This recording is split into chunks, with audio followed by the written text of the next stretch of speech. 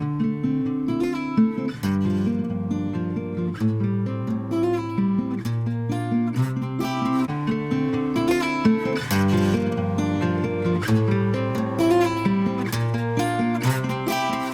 audio friend, this is Alex from Audio Edges, and I'm so glad that you're here. I make these videos because a lot of independent music that has the potential to sound pro falls just a little bit short because of a few mixing tips that I want to share with you here. Today we're going to talk about mixing acoustic guitar. Maybe you have a singer-songwriter type song with acoustic guitar, maybe you're mixing a beat that's based around an acoustic guitar loop, or maybe you need the acoustic guitar to stand out in your mix a little more. Well, in any of these scenarios, I think this video is going to help you, and I can't wait to get started. Before we dive in, I have compiled the juiciest list of my best mixing tips and hacks into a free guide. I'm so grateful because it sounds like a lot of you are enjoying the guide. It's called Ultimate Mixing Tips and Hacks, and it's essentially a list of mixing tips that will help you improve your mixes quickly. You can print it out and keep it on your desk next to you while you work, or whatever works for you, but this guide is completely free, and if you don't have it, I really hope that you check it out because you're gonna love it. The link is in the description. Now, without further ado, let's mix some acoustic guitar.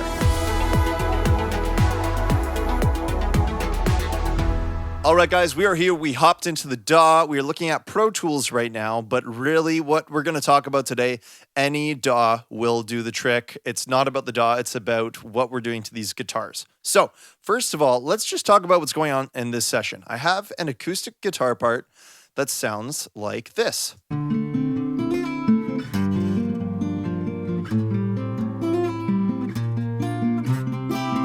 Awesome. You get the idea.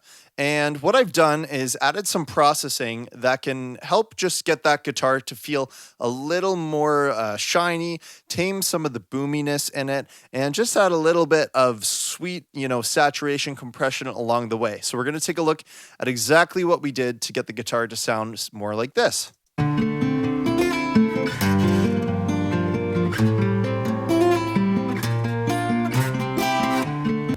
All right, so that's what we have. Let's just take a look at the mixer page here. These are my dry guitars, so I'm going to mute those.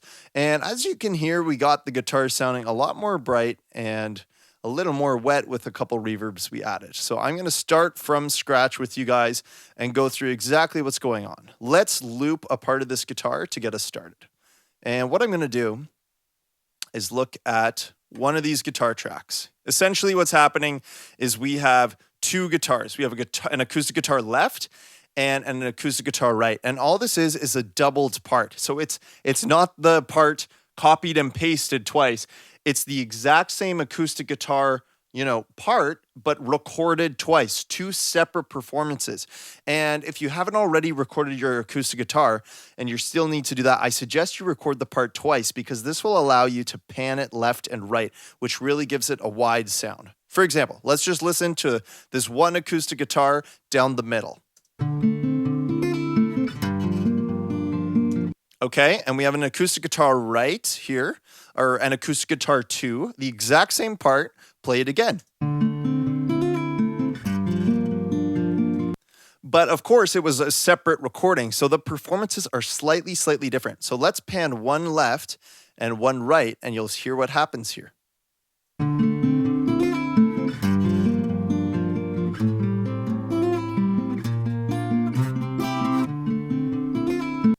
Do you see how it feels a lot more wide now, more full? Okay, so it'll definitely depend on your song. Maybe the song has a really stripped down part and you just want to keep it as one guitar, maybe down the middle or panned a little bit one way. Totally cool. What I'm trying to say is if the acoustic guitar is a central element of the song, an important element of the song, you can double it and you can pan it out and it just sounds super full. This works really well. So that's what's going on here. But what you need to know about the processing are a few things. What I've noticed works well is to process one of the guitars down the middle.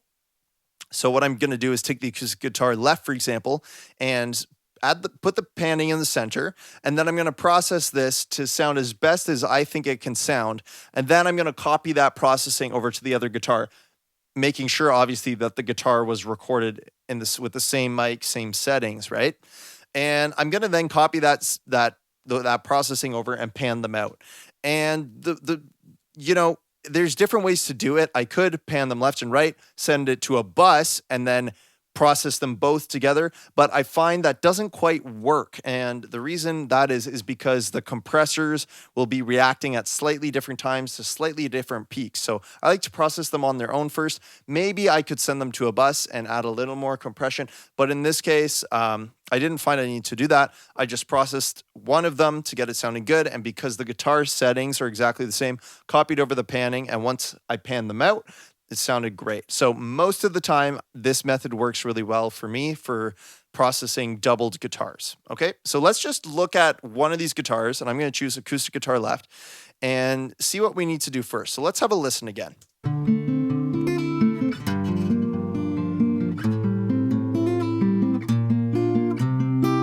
Okay, so the first thing I've done here is just a little bit of EQ. This is a Pro Q3 from FabFilter. You can use any EQ you want. And what I've done is targeted some problem frequencies. You know, sometimes people have different orders they like to do things in. I just heard those frequencies right off the bat, and I knew they had to be tamed. And those two frequencies in particular were this.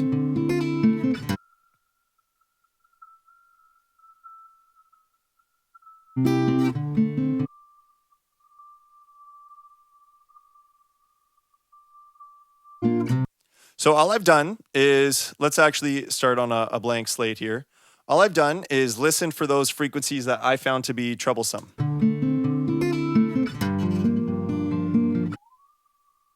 You can actually hear the peak of this first frequency over here, right at the beginning of this guitar phrase. Did you hear that? Right there. So I'm doing a pretty significant, it's a very narrow cue because I'm just surgically targeting that frequency, and I'm going to make this dynamic, which just means that it pulls it down more so only when that frequency occurs. So here's what it looks like when I pull that frequency out. I'm going to do this exact same thing and find that other frequency that was bothering me.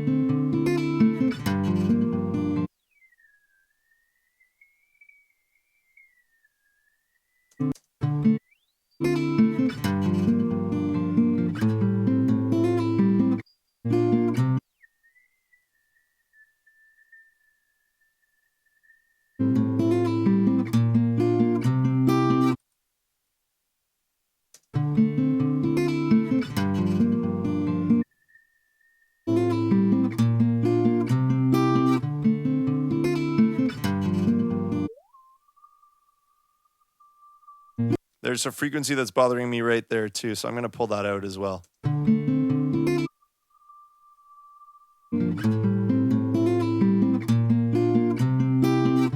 Now you need to be careful when you do this. If you pull too many frequencies out, you've basically just dulled out the guitar so much and just removed all of, like, you know, the mids or the high mids from it. So you want to be careful and only target frequencies that are really going to be a problem. And it depends on the recording too. Like sometimes if the guitar isn't, like, sometimes the mic will have resonances and then those will pop out. So these are kind of pokey frequencies for me that I found a little troublesome. I'm going to pull those out. And what I have next is just an analog style EQ, and all I'm doing is pulling back 2 dB of 100 hertz. So that's just because the low end is starting to feel a little boomy here. I just wanted to tuck that in a bit. So let's have a listen.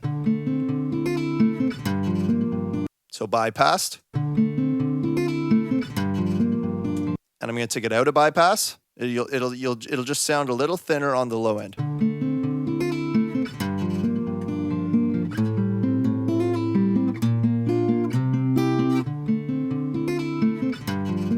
Do you hear how it tucks the low end a little bit? Okay, so next thing I've got going is an instance of Soothe 2. And this, again, is just tucking in the low end because there's a lot of boominess in the guitar. It's not necessarily a bad thing, but right after this, I'm about to compress this guitar. And when I compress it, I know that's going to bring more lows out because it's going to squish the guitar. So I found it best that I tame those lows now before we get to the compression.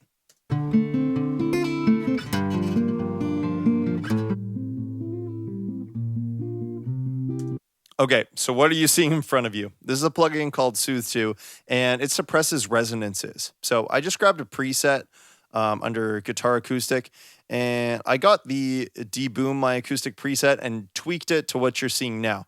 When I select Delta mode, I can hear what I'm removing out of the guitar. So you'll hear, listen to this boominess that I'm taking out.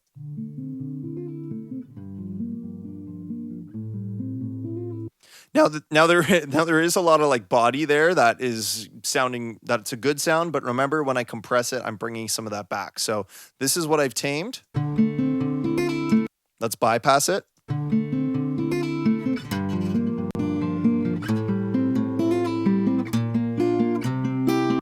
Okay, so just those 3 plugins. Let's hear it without. And let's add it back in.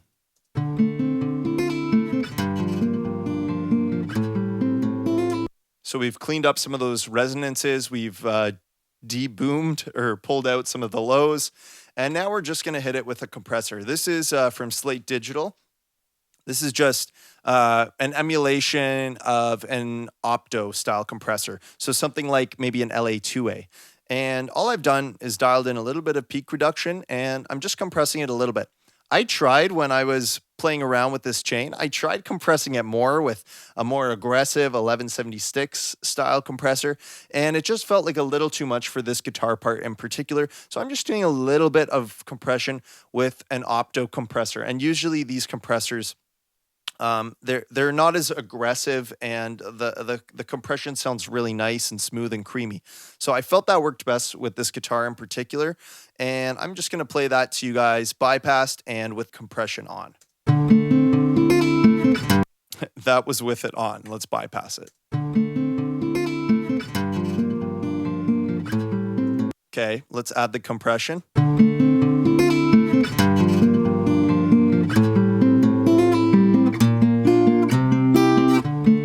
So you can hear it's getting louder. There's some output gain being added, fair enough. But we are tucking in those peaks, right? And so we're doing that here with this peak reduction knob.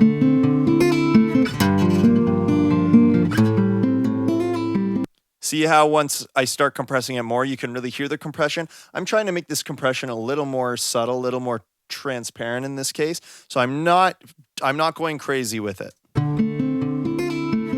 That's too much.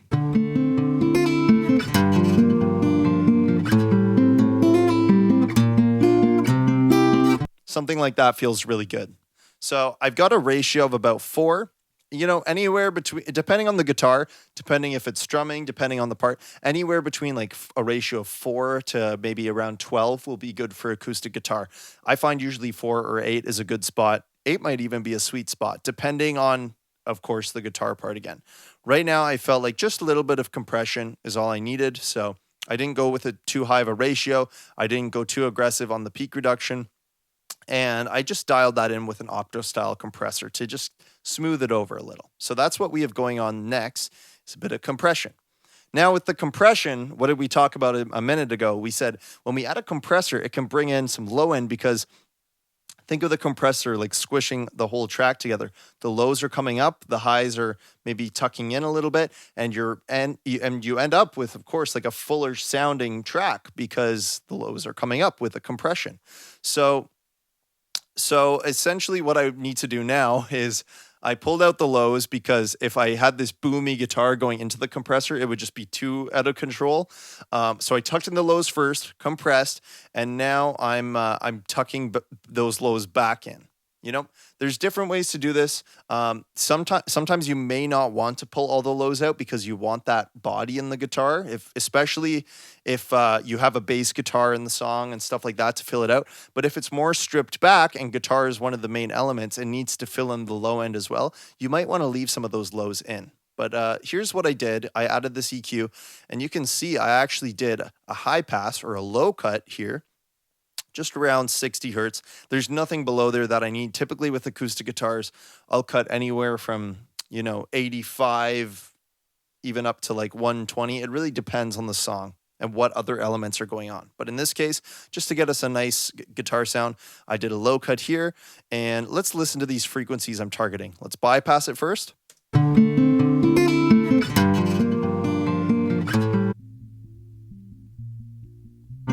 Those are the lows. Some mud around 120, wide Q, grabbing everything in this muddy range. And then I had some serious mud here around 275-ish.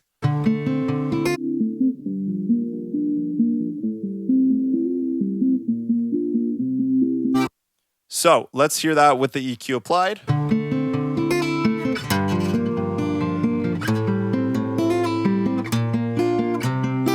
Like I said, how much lows you take out is up to you, but I really wanted to clean up the mud on this guitar just to get a nice clean sound. Now, here's a little trick, and if you made it this far in the video, I hope this trick will serve you for a long time. I'm putting a de-esser on this acoustic guitar. And the reason I'm doing that is you may hear that this guitar recording in particular has a little bit of brittleness, and some of the plucking of the strings is a little bit harsh on the ears. And a secret that I stumbled across actually on my own when I was mixing an acoustic guitar. It was an acoustic guitar only record, 7 songs of acoustic guitar. And this was actually the first record I ever mixed, and I had to figure out how to tame some of those harsh string plucks. And this was before I had isotope or anything like that. And I tried a de-esser. And if you think about it, what is a de-esser really doing? A de-esser is grabbing some type of harsh peak. Usually it's an S, but think of what a guitar is doing when it has those harsh string pops. Let's listen. Do you hear that? Like, da, right there. It's a little bit harsh, right? It's the string pop. It's almost like the S version of a vocal happening in a guitar. So what I've done is used a de-esser and targeted that general harsh area that is in this guitar with the de-esser, and I'm de-essing it in the same way. Seems to work well, and if it sounds good, there's nothing wrong with it, right? So let's have a listen to this de-esser in action. Without and with. Let's tame it.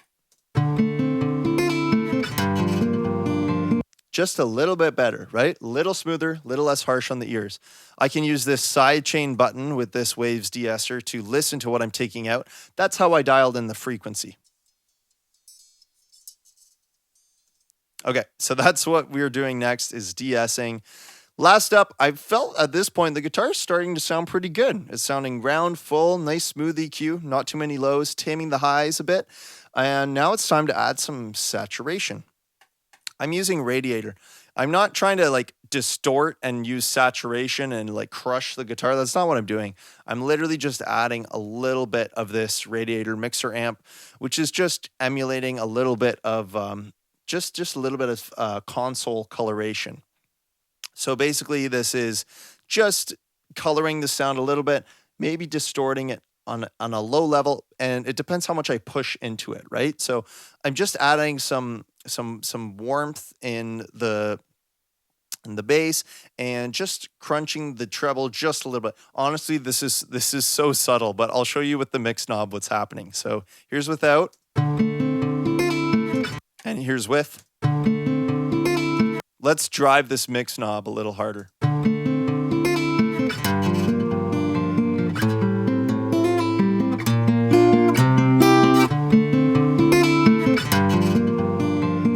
All right, so you see how I'm driving it a little bit? It's not like a crunching distortion, but it's just a little bit, it's feeling a little fuller and a little more squished and a little bit of color. And that's what this is doing as a saturation module here. And I'm just mixing a little bit of that in because I like the way it sounded.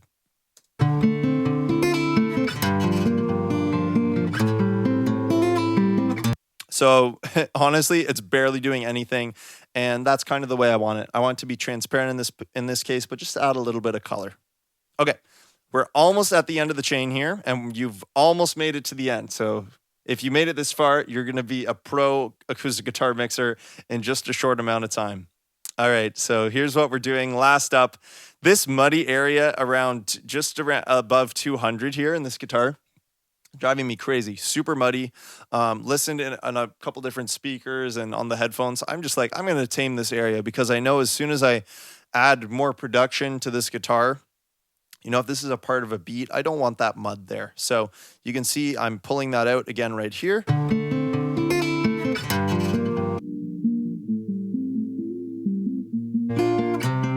low pass, sorry, high passing, low cutting again, and then just doing a dynamic EQ on these really annoying frequencies one more time.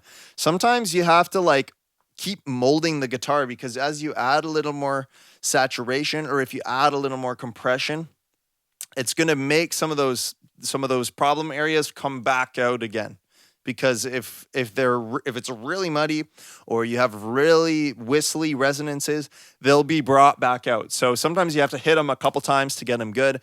Honestly, it's okay to do that. Don't feel bad. You're not a bad mixer. It's just like there's resonances, you got to tackle them. It's okay. So that's what we're doing here. I'll let you hear what we're pulling out.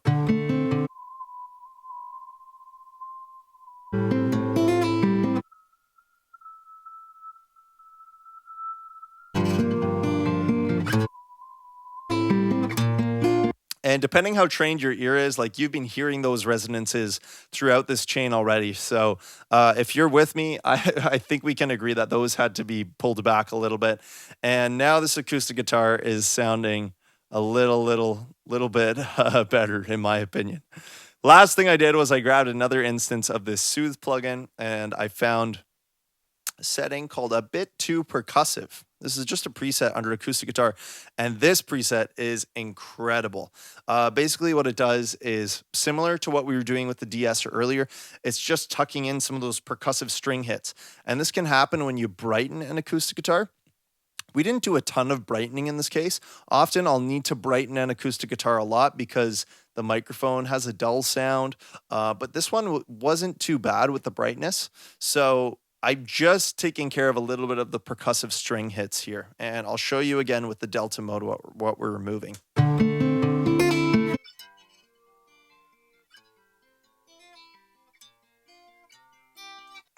So this Soothe 2 is digging a little bit into the meat of the highs.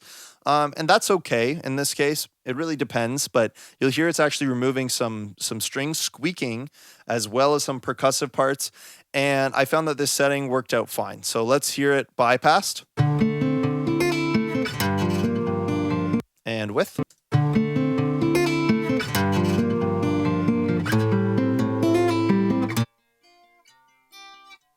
So imagine we put a vocal on this guitar. Of course, everything you do has to be in context. So if we put a vocal on this guitar and it's a really percussive, bright guitar, then it's going to be getting in the way of the vocal with those transients, right? So I'm tucking that in here because then the vocal could shine over top of the guitar. You know, it'll depend what you're doing with the guitar, but I felt that this was needed in this case. And what I've done is copied those settings over to the guitar, to the doubled guitar, and I'm going to pan them left and right. Okay, so let's have a listen to this.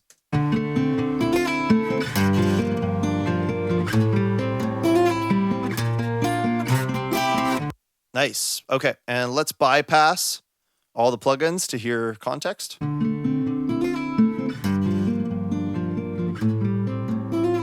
A little bit muddy, a little bit dull. This is sounding a lot more big, full, and polished.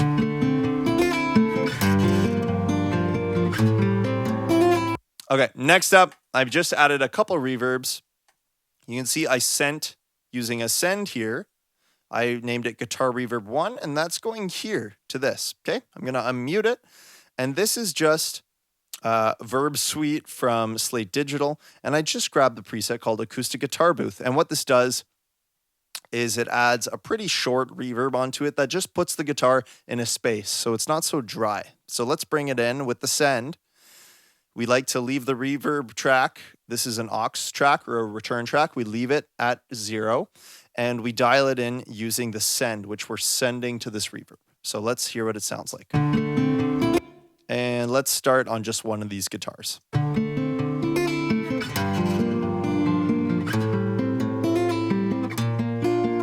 Nice. So I've done the same settings on both, and it just puts it in a little bit of a space, which is really nice. Okay, let's listen to both.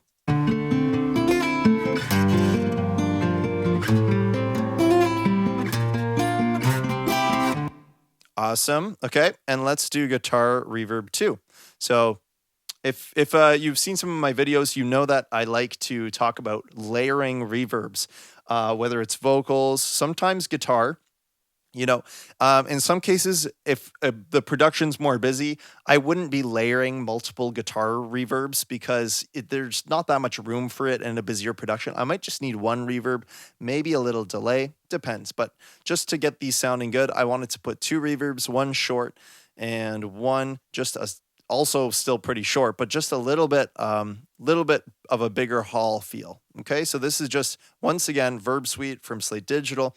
I just grab small guitar hall as a preset just to get things going here. Let's hear what that sounds like. I'm going to actually mute the first reverb so we can just hear this one.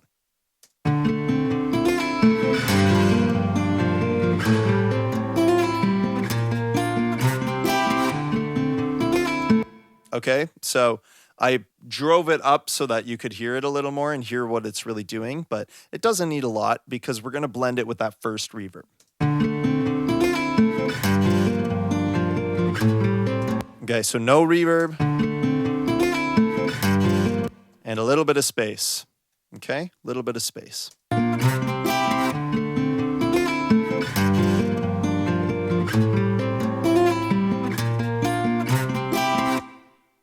Okay, so that's basically what we've done for this very basic doubled acoustic guitar mix, and I hope it'll help you get your guitars sounding a little bit better and a little more polished. Once again, make sure you're doing things in context. See, I'm just mixing these guitars solo just to do a little bit of a lesson and show the thinking process. But if you're going to be mixing them in the context of a beat or the context of just a guitar vocal, it'll be different what you do with it. If it's in the context of a band, it'll be different how you compress it. It'll always be different, but this is just an example to get the ball rolling and get you thinking about ways to tame transients in guitars, different ways to compress, different ways to control the boominess of the guitar, and some ways to add a little bit of space to it. So finally, let's listen to a before and after.